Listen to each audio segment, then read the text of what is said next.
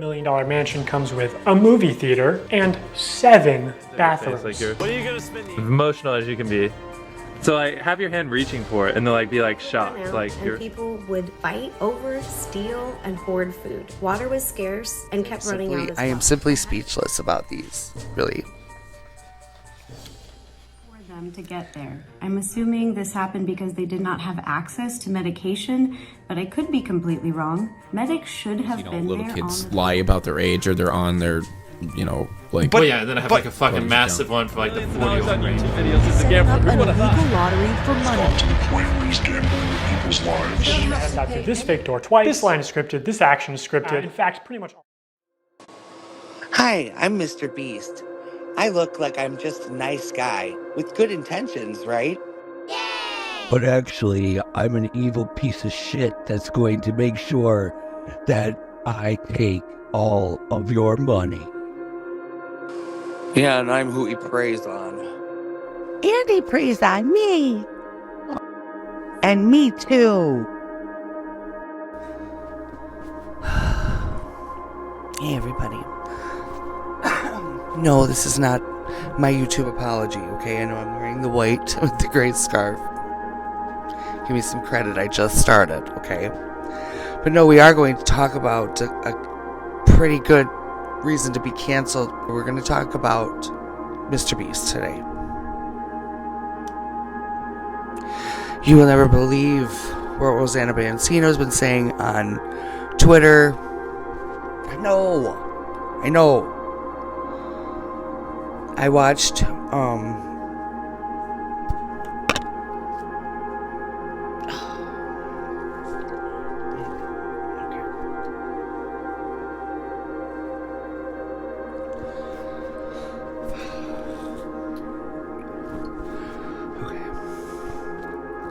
I watched Doggpack's video today. To be honest, I am appalled. I honestly, though, I kind of had a feeling already about something. Maybe he started all of this with good intention behind it, and it just kind of got out of hand.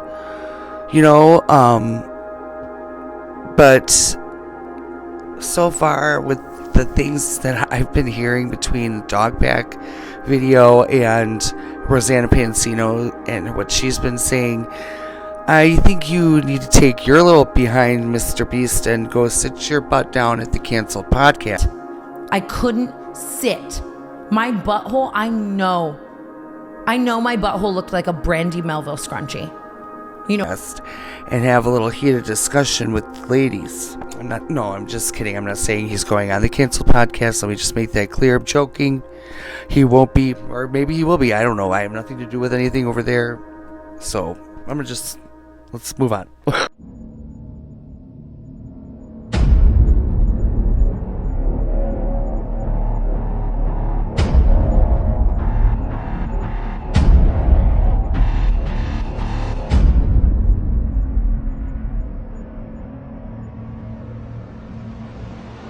Sorry. Doggpack's video seemed to have been shadow banned by YouTube for a little while, and people weren't seeing it. They weren't able to find it in the search engine, and then all of a sudden the algorithmed, and now it's got almost 3 million views. So good thing, though. It's a great video and very informative and enlightening about the situation over there where Mr. Beast is in North Carolina.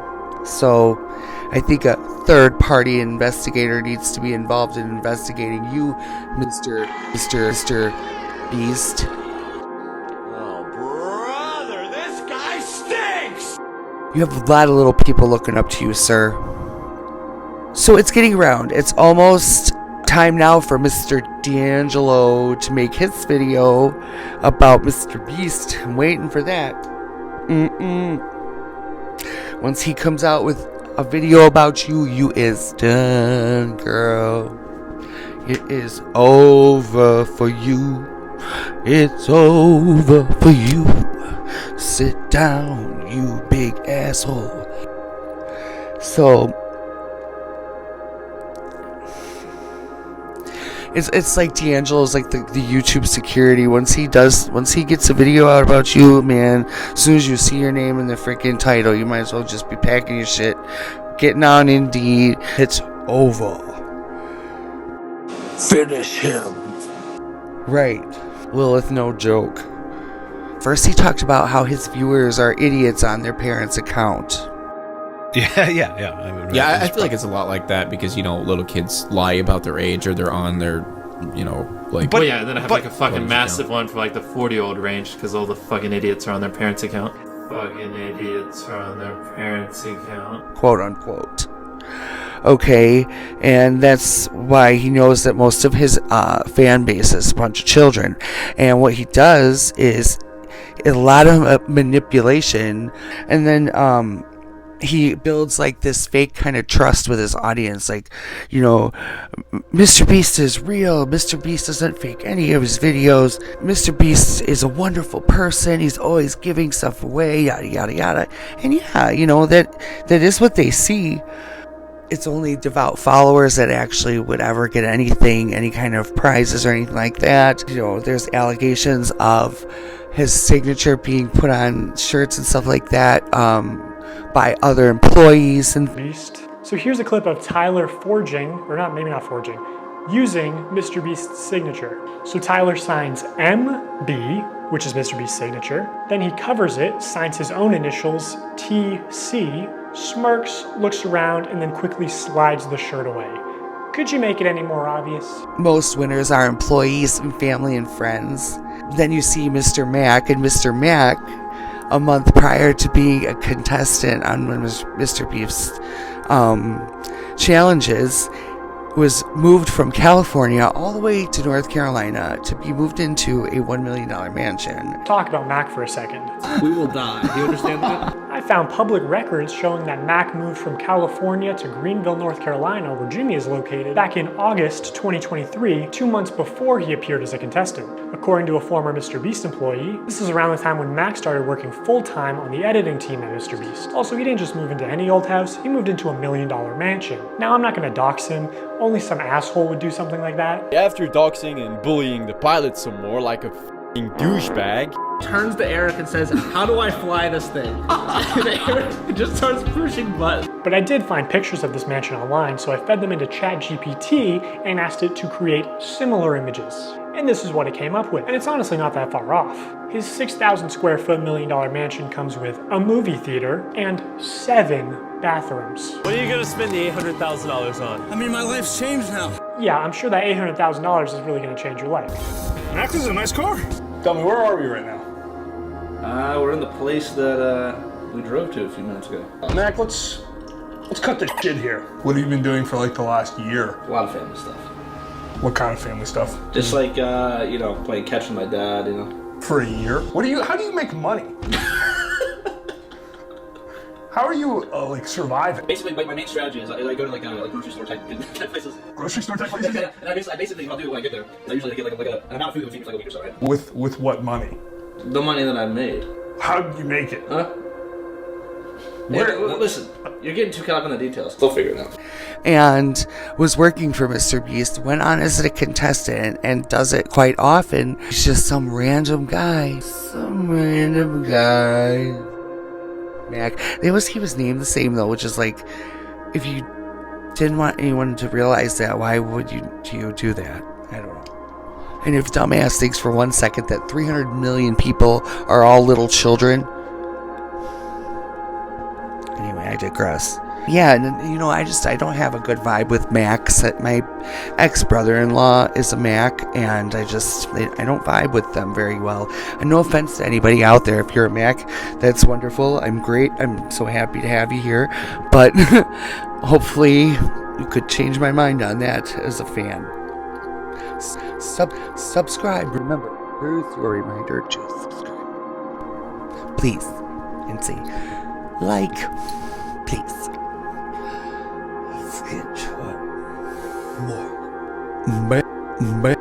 Back daddy. Ooh. Sorry. I'm sorry.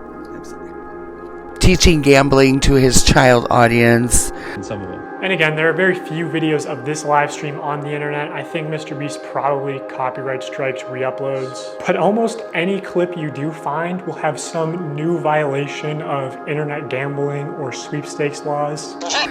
Lying about giveaways in live streams, claiming that if you buy a shirt within the next 5 minutes, you're going to win this PlayStation, and no one ever getting. I mean, giveaways on YouTube are so overrated and so stupid. No one ever gets the prizes, and people fall for it. And it's just so wrong to do, because all you're doing is literally buying subscribers at that point.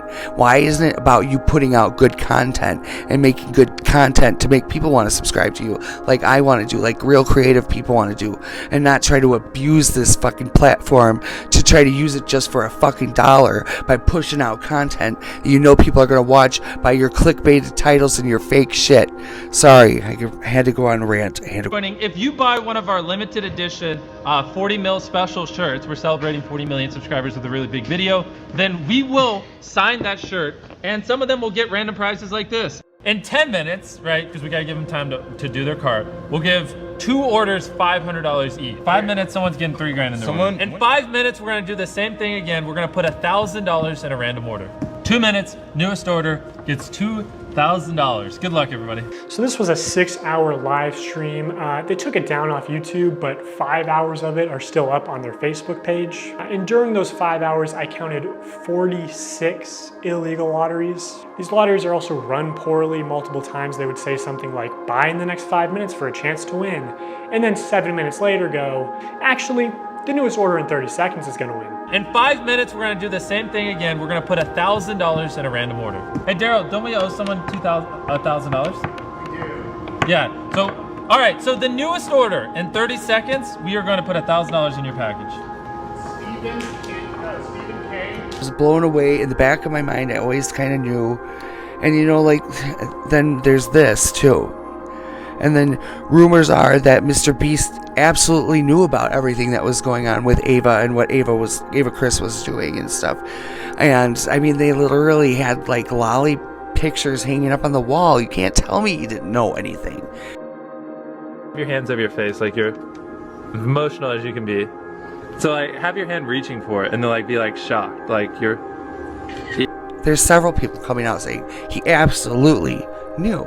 Bunch of people going after Mr. Beast, but it also kind of backfired on Jake himself. Because people pointed out in the comments that if Jimmy did in fact know, we don't know if he does or didn't, then Jake would have had to know too, and he didn't say anything until it was You knew.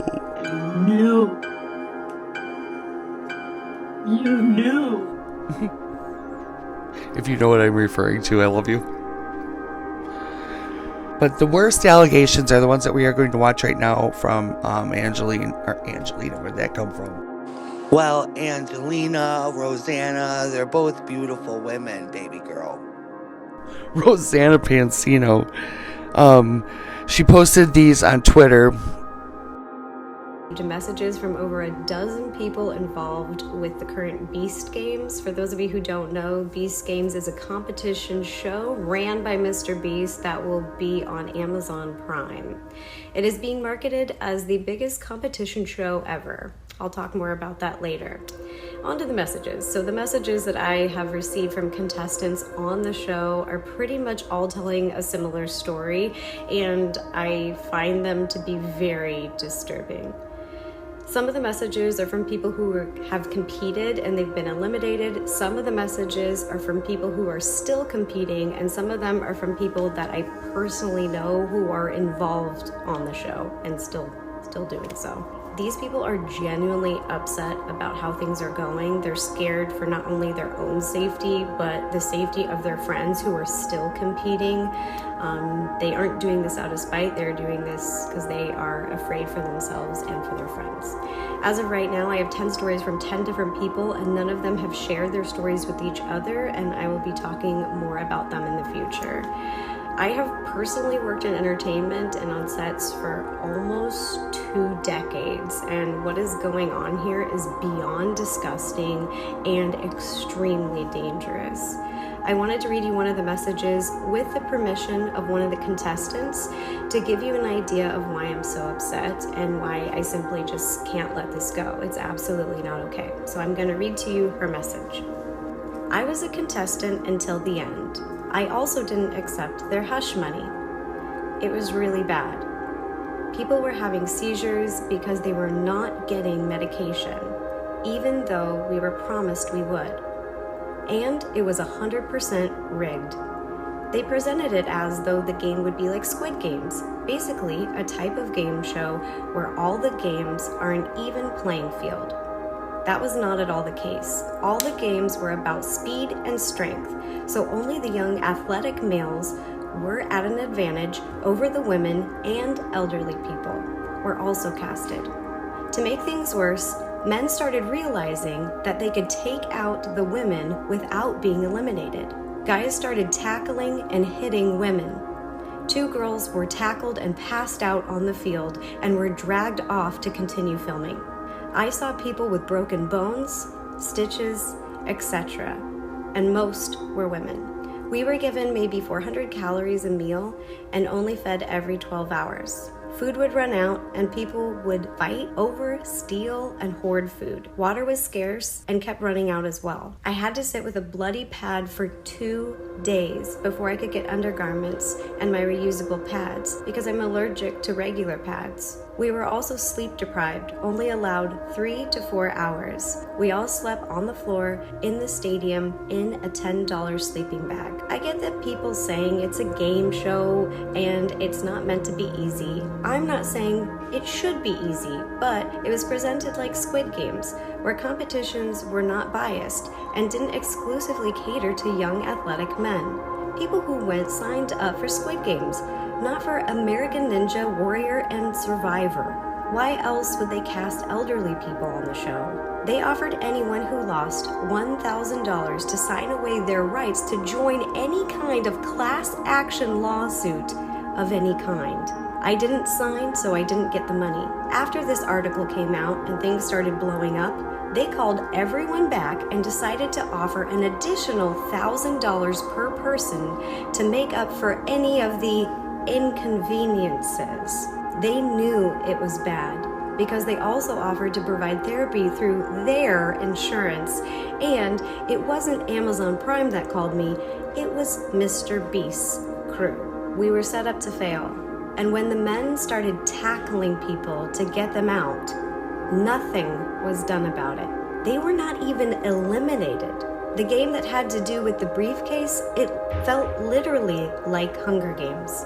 While Mr. Beast is standing on his podium, looking down, watching all of us peasants fight for a chance at 5 million. I know it's a game show, and I know it's not meant to be easy, but even with a waiver, it is a company's responsibility to have safety protocols in place to try to prevent injuries. That is not what was happening here.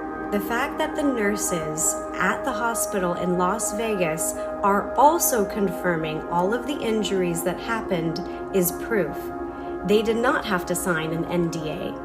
And 5 of us so far have tested positive for COVID. Also, someone was allowed to go in with pink eye, which of course is also contagious. Now, this contestant has shared even more details with me, and I'll keep you updated. I have even more statements to come. And just as someone who has worked in entertainment and on sets, huge professional sets for years, I've seen people being treated different ways, but this is absolutely unacceptable.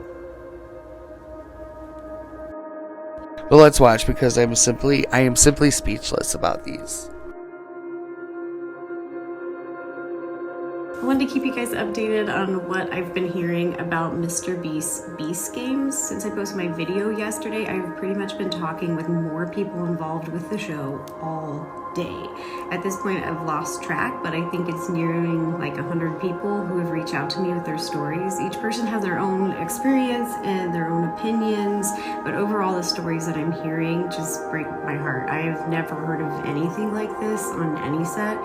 I've also heard at least 3 journalists are looking to talk with people about Beast Games. I'm not sure if the journalists want their info posted here, but just wanted everyone to know that it seems it's caught their attention. It's also come to my attention that the first week of filming wasn't actually for the Amazon show itself. It was for Mr. Beast's YouTube channel. I'm waiting to hear confirmation, but it appears they were essentially shooting a YouTube video. I'll have more information about the crew in a future video. It looks like this video is basically eliminating the 2,000 contestants down to 1,000. That goes on Mr. Beast channel, and then the Amazon show will be out of the 1,000 contestants, but they haven't shot that yet. So today I want to read a statement from another contestant who shares many of the same experiences with the other stories that I'm hearing. This one is a little long and it doesn't really even begin to scratch the surface, and I truly hope that shining a light on these issues will make the future episodes of the show much safer for contestants. I'm reading this statement with the contestants' permission. I was expecting for this competition to be hard, but I did not expect to endure what I did. It was a show to say the least. I believe that they were in over their heads and did not plan very well. Here are some of the things I experienced. There was no clear communication between the contestants and production. I think this was because production knew just about as much as we knew. Contestants were being told numerous different things, and it was very confusing and frustrating. No one was using a microphone to make announcements, so it was really hard to hear what production was saying. A lot of things got missed. I had to hear through the grapevine about certain things, like when they had Gatorade, when we could go to medical, when they had snack bags on the last day, when we could get our undergarments, etc. They handed out undergarment bags to everyone alphabetically by last name. I did not receive my undergarments until the second day of filming. These should have been handed out to everyone day 1. People were using their undergarment bags as pillows when they slept on the stadium floor. After the first competition, they hadn't fed us in a while and I was feeling lightheaded. I asked someone if they had anything to eat because I was feeling lightheaded, and they told me to push through and basically suck it up. On the first day, after 12 hours of having contacts in my eyes, I asked someone if I could go to medical and take them out, and they told me no. I witnessed 2 people that had seizures, and it took medical several minutes for them to get there. I'm assuming this happened because they did not have access to medication, but I could be completely wrong. Medics should have been there on the field 24/7, ready to go at all times. I was told by production they were working up to 20-hour days. As all of us were, we were all sleep and food deprived. The timing between feeding us was not consistent. In the first meal they gave us, around 6-7 p.m., I had no protein. All I had was a little container of oatmeal and a little container of vegetables and a little container of fruit. We didn't eat again until the early morning. For the second briefcase challenge, they reviewed footage for any discrepancies. For the third flag challenge, we were told they would not be reviewing footage and it would solely be based off of what the guards saw. This was very unfair because several people got eliminated when they shouldn't have. I heard people were being pushed and shoved by males in challenges, and they were not being punished for it.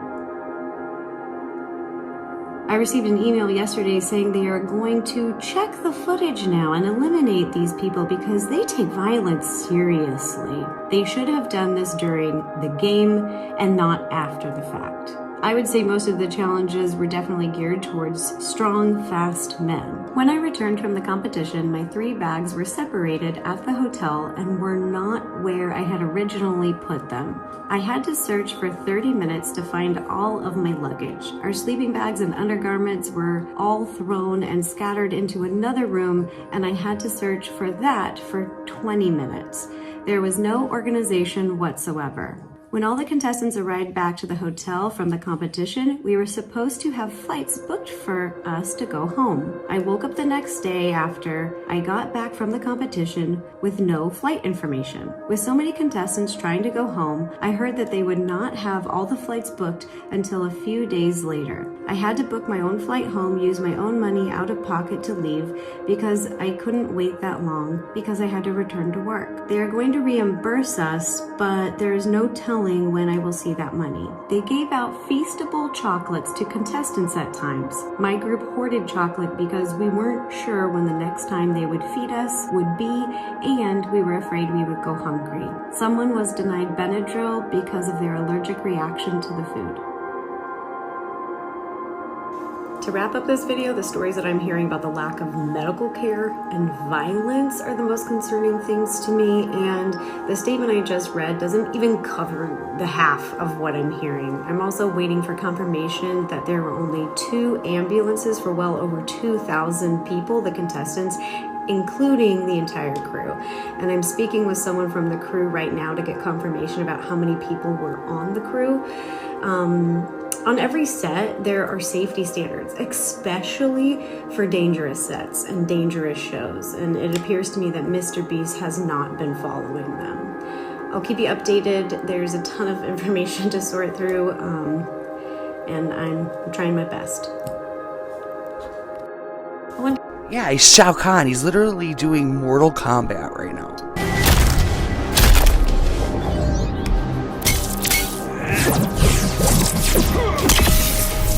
You burn with guilt, don't you? For the pain I have caused others, yes. Compassion is for food.